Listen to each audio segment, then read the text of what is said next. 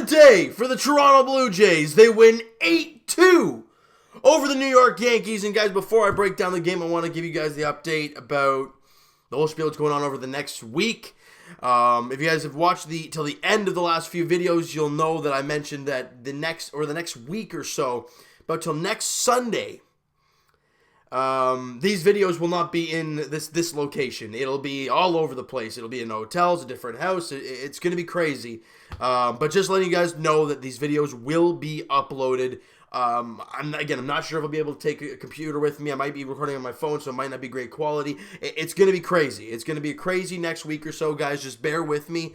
But I'm just giving you the heads up that things are going to look different over the next week. And just giving you guys the heads up right away, all right? But let's talk about this ball game, because it was awesome. The Jays win 8-2, and, you know, Yankee fans are going to go all over the place and say that the umpires won the ball game and whatever weird spiel you want to hear. But in the end, it was the umpire good? I'm not going to say yes, but I'm not going to say he was god-awful. You know what I mean? I'm not a biased Jays fan here when I say that, look, when Brett Gardner got tossed out of the game, were they strikes? No, they weren't strikes, but they were called strikes. So, and he didn't say anything. It was Cameron Maben who said something, but Gardner gets the boot, and he was livid.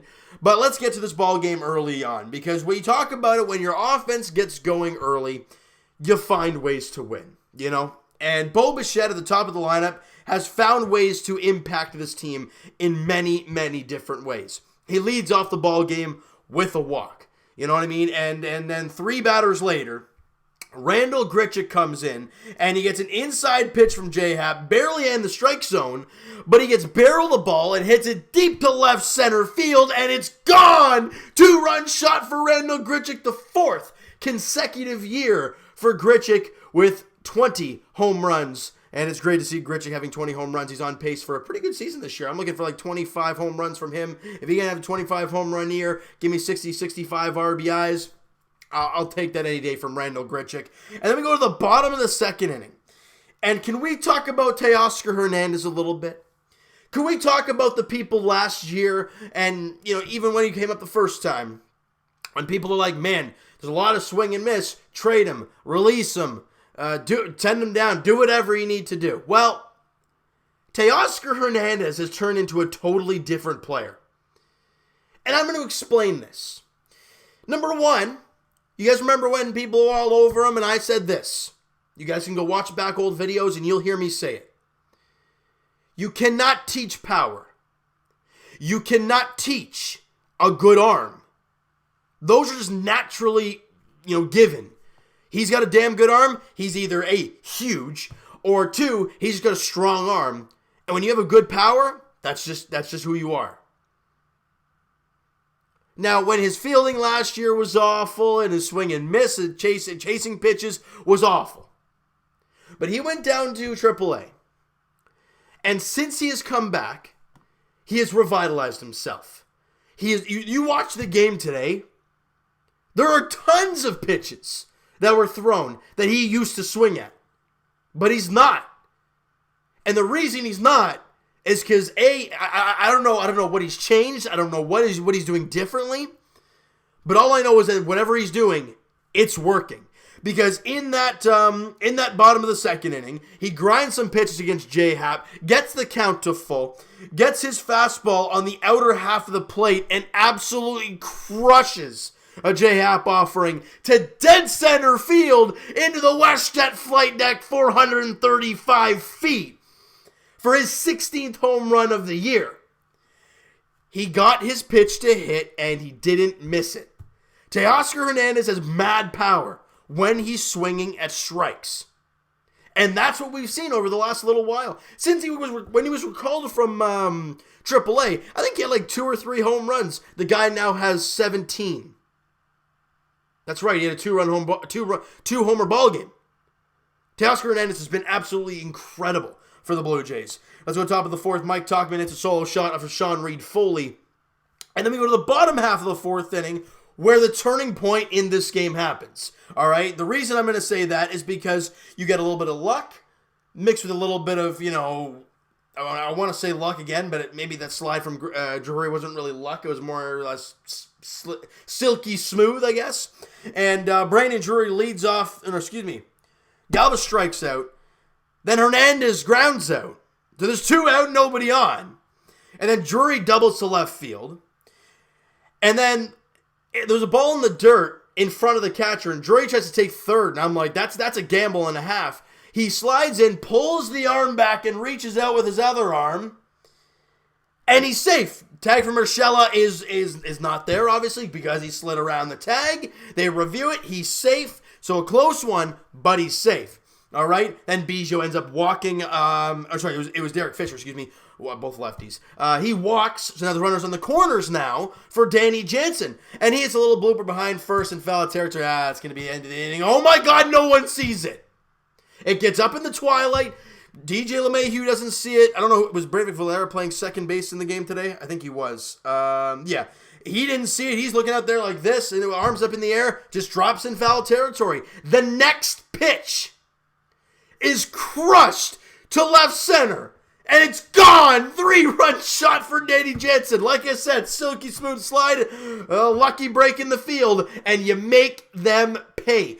Good teams, great teams, make, when you get breaks in ball games, you make the other team pay. And that's what the Blue Jays did in that bottom of the 4th inning. A huge 3-run shot for Danny Jansen. 10th home run of the season. And that put the Jays up was it 6-1? Was it 6-1 at the time? 6-1. Beautiful, put you in front, awesome to see. And Mike Ford, it's a solo shot off of Tim Meza in the top of the 7th. And then Hernandez comes up in the bottom of the 8th. And anybody who is a hardcore baseball fan and plays baseball and watches baseball on a consistent basis, if you close your eyes and you listen to the sound of that home run off Teoscar Hernandez's bat, oh my God, it's just music. Teoscar Hernandez once again grinds in at bat against Tommy Kahnle, a very good pitcher. But he waits for his pitch, and he gets a fastball a little bit up, but over the middle of the plate at 96 miles an hour, and his power does the rest. He crushes it to left center. Oh yeah, it's in the WestJet flight deck again. Second home run of the night. By the way, he also had a walk in the ball game. Teoscar Hernandez has revitalized himself and has done an incredible job this season. All right, and I love it. It was a 2-run shot from him, 3 RBIs in the ball game, and with all the home runs that were hit, the 4 home runs, Sean Reid-Foley's outing goes for loss. You don't really think about it as much.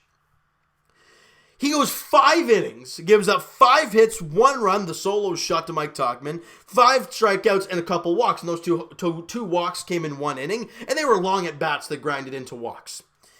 So he was awesome. Now, you can credit a lot of his great numbers to an amazing play by Bo Bichette off of Didi Gregorius in that 5th inning. Bases loaded, 2 down, a line drive up the middle, and Bo Bichette reaches probably as far as he could, makes the catch, falls down because he was off balance, and what a job by Bo Bichette to make the play, to keep it I think it was even though it was a 6-1 game, that could score 2, and then it's 6-3, and it's a whole new ball game. But he makes the play, holds it to 6-1, and it gives the team that extra little boost, and the rest is history. Great job by the Blue Jays there today, capitalizing mistakes and playing good defense. We talk about it, guys. Good pitching, good defense, and timely hitting. You got all 3 today. You won a ball game against a very good New York Yankees team. And I know they're injured, and I know those are the only excuses they can use, but they're still a damn good team. And the Jays just won 8-2. It's awesome. All right, Bo Bichette doesn't get a hit in the ball game. He goes 0 for 3, but he walks and scores the first run of the ball game. Biggio goes 0 for 3 with a couple strikeouts, but he walks. Vladimir Guerrero Jr. 0 for 3, but he walks. So all the guys get on base. Look, yes, your young guys at the top of the order didn't get hits. You're also playing a very good team. But everybody reached base. Everybody had a walk in the ball game. So again, it's all about adjustments for these younger players facing these great teams. Failure leads into good things. You saw it with Vladdy. He struggled to start his young career, and then bang, hits, and he's been hitting great lately. Struggling as of late over the last few games or so, but Nonetheless, he's playing great this year. Randall Grichuk 1 for 4 with the 2-run shot that he had. Freddie Galvis 1 for 4 with a run scored in the game. And Teoscar Hernandez, like we talked about, an amazing game for him. 2 for 3, 3 home runs, 2 for 3 with 3 RBIs, 2 home runs, scores a couple runs, and walks. He's hitting 224 on the year. Again, 224 is not great, but you think about it this way. 17 home runs, 43 RBIs, he's scored 40 runs, he's walked 29 times, and he's continuing to get better. And a lot of these numbers are skewed from the first little bit of the season when he was down in the minor leagues. If he had a full year of hitting like this, he could already be a 20-25 home run guy, a 50-60 RBI guy. Teoscar Hernandez could be a meat-of-the-order type of bat if he was at that, if he did this early on in the season. Now, he's taking great strides, and he's finally finding himself, and it's awesome. Brandon Drury goes 1 for 4 in the ball game. Derek Fisher goes 0 for 2, but he walks and comes home to score on a play. So that's what you like to see from your bottom of the lineup guys. Just get on base, and that's what you saw. And he came around to score on Danny Jansen's 3-run shot that he had, 1 for 3 with the home run and 3 ribs. He's only hitting 206 on the year, but he has 10 home runs. He's got 38 RBIs. I'm liking what we're seeing from Danny Jansen over the last little while. These young guys are slowly starting to find themselves, and it's really good to see. Sean Reid-Foley, like we talked about, his outing was very good. He picks up the win, his second on the season. Tim Mesa goes an inning in the third, gives up 1 hit, the home run to the big guy Ford, and gets a couple strikeouts on that 1 hit. Justin Schaefer continues to dominate. He went an inning, didn't allow a hit, didn't walk a batter, and got a strikeout. His ERA dropped 9 points to 1.90 for Justin Schaefer. He's been awesome. And Buddy Boshears comes in for 2/3 of an inning and doesn't give up a run. Just gets a strikeout, and that's it. Good job. And then Derek Law comes out in the 9th inning to close this game out, and he does his thing. Gives up a leadoff single, gets the double play, and then gets out of the inning. A clean inning for Derek Law, dropping his ERA 13 more spots to 5.10. It's getting more into respectable range for Derek Law. He's been awesome lately. Just hoping it continues to end the season and into next year. I'm really hoping that's what can happen with Derek Law, but we're going to have to wait and see how it all plays out for him. All right, great game for the Blue Jays. Game 3 of the series goes tomorrow afternoon. It's a 3:07 first pitch at Rogers Center. Masahiro Tanaka on the mound for the Yankees. Jacob Waguespack on the mound for the Blue Jays, and obviously Waguespack coming off that amazing performance against Tampa, and if he can go great against the Yankees, that means he pitched an amazing ball game against the New York Yankees and the Tampa Bay Rays, the 2 best teams in the American League East this year. That'll show us that there's something here with Jacob Waguespack. But we're going to have to wait and see how it all plays out, though, tomorrow afternoon, 3:07. Like I said, guys, that video will not be here. It'll be somewhere else. It's gonna be a long week, guys, but it's gonna be a lot of fun, and I can't wait for you guys to see these videos, and hopefully Jays continue to play well for us. All right, let's get down to the minor leagues real quickly here, and down in the Gulf Coast League, I don't think Desan Brown played in the game. They also lost 8-3. Or was it 8-3? I think it was 8. Yeah. Hold on. No, excuse me, they lost 11-7. Not a great ball game down there for the Gulf Coast League team. But down in Bluefield, there's some positives. And Leonardo Jimenez, the 17-year-old infielder, all right, is really, or maybe he's 18 now, but he's in that range. He went 3 for 4 with 2 runs scored today. He's now hitting 280 on the year down in Bluefield. He's doing great. Miguel Geraldo, 1 for 5 with an RBI. He's hitting 302. So great things down there for the 2 great-looking young studs down there in Bluefield for the Blue Jays.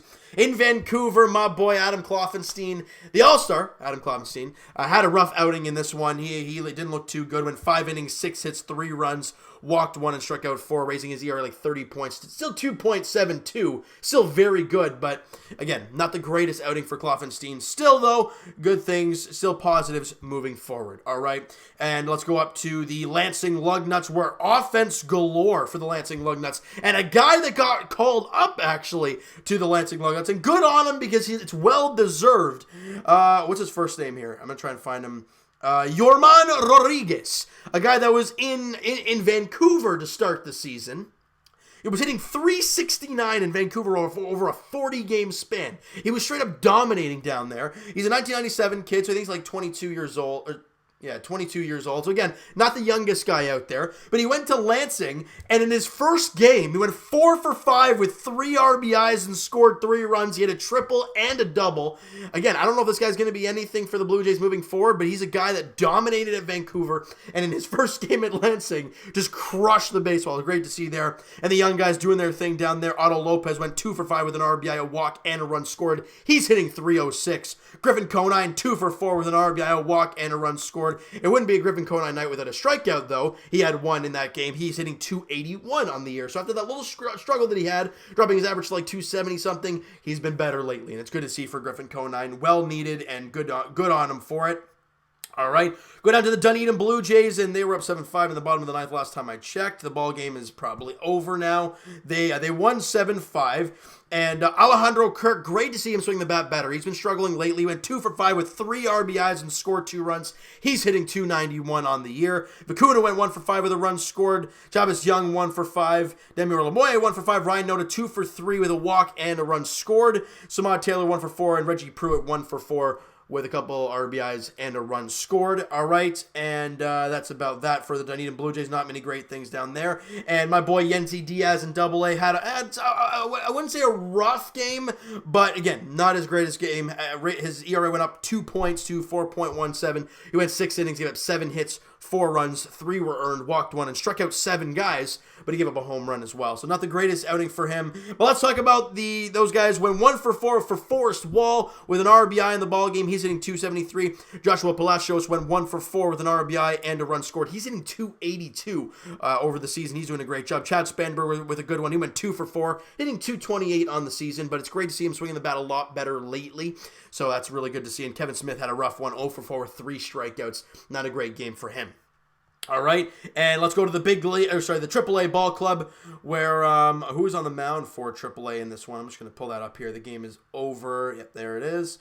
And Andrew Sopko is on the mound. I think he dropped his ERA like 5 points to 6.57. Not the greatest. Went 6 in to give up 5 hits, 4 runs, walked 3 and struck out 5, and he gave up a home run. So not the greatest game for Andrew Sopko. Offensively, Rowdy Tellez 1 for 3 with a walk in the ballgame. Richard Urania 1 for 3 with a walk and a run scored. Rowdy Tellez hitting 365. Are you kidding me? This guy's going to be up here in the big leagues very soon. I mean, this guy, he needs to come back up here. He's done enough in AAA to show me that he's too good for that league now. All right, he showed me that spot of, he had the great start in the big leagues, then he struggled in the big leagues, went back to the AAA, dominates down there. So now you're seeing that spot of, okay, he's too good for AAA. He hadn't hit his stride in the big leagues yet. He's in that middle spot right now. And that was the same with Vladdy. He dominated AAA, had a rough start to the big leagues, and everyone's talking for possibly sending him down and everything. No. You let him play it out, and that's what they're doing, and Vladdy's swinging the bat a lot better over the last, month or so. It's great to see for him. Any other positive down there? Santiago Espinal obviously got his call up to AAA, well-deserved from AA New Hampshire, but he's been struggling offensively, but get his first hit today. He went 1 for 4 with an RBI in the ballgame, still hitting under 100 at about 50. So it's a rough one for Santiago Espinal, but good to see him back up there. Not back up there. Good to see him up there in AAA and continuing to grow in the Jays minor league system. All right. So, you know what, guys? That is going to do it for this one. You guys enjoyed this video, and you guys enjoyed the ball game there this evening because it was a lot of fun. Smack that like button to appreciate that, guys. Hit the subscribe button if you guys have not already. Comment down below your thoughts on the game, your thoughts on the video. Your thoughts on the minor leaguers that we've discussed there today. I want to hear your guys' thoughts on everything towards this Toronto Blue Jays team. They just beat the New York Yankees 8-2. I get it, teams are going to have off nights. The Yankees did. But the Blue Jays won the ball game. That's what you like to see. And the Jays actually look for at least a split if they win tomorrow afternoon. All right, so guys, Masahiro Tanaka's on the mound for the Yankees and Waguespack on the mound for the Blue Jays. All right, comment down below everything, guys. Go crazy. Check out my main man, Mo Buckets, on Twitter. Blue Jays Wave on Instagram. If you've not checked it out, please go do so. If you've not checked out their podcast, the link is in their bio on Instagram for their podcast. All right, so go check that out, guys, on their Instagram page, Blue Jays Wave. And they probably posted some highlights there today. Haven't been on the Instagram yet, so if you guys want to check out Blue Jays Wave, they probably have some highlights, maybe of a couple of Tasker Hernandez home runs. That'd be a lot of fun to watch, because I'm going to watch them again, because they sounded beautiful. All right, Twitter is down below, guys. Follow up, send me a DM, do all that great stuff, and I will talk to you guys tomorrow evening. Actually, it might even be tomorrow night because travel time. It's going to be quite a long day for me in the car, but it's going to be a lot of fun, though. I can't wait.